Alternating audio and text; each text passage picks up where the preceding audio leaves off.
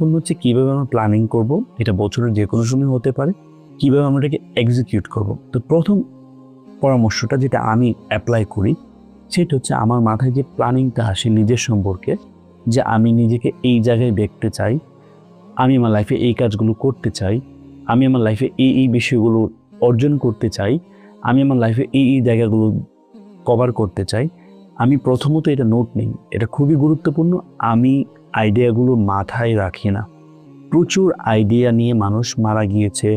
Idea অবশ্যই আমরা খাতায় লিখে নেব। হার্ভার্ড ইউনিভার্সিটির একটা রিসার্চ নিয়ে আমি পড়াশোনা করছিলাম, সেখানে ওনাদের টিচাররা গবেষণা করছিলেন যে সকল ছেলেমেয়েরা যখন গ্র্যাজুয়েশন করছিল তাদেরকে জিজ্ঞেস করা হয়েছিল, তোমাদের পরিকল্পনা কি, প্ল্যানিং কি, তোমরা নেক্সট 5 ইয়ার্স কি হতে চাও। তারা সবাই সবার প্ল্যানিংগুলো বলেছিল। তখন ওই রিসার্চ টিম জিজ্ঞেস করেছিল তাদেরকে যে তোমরা কারা কারা তোমাদের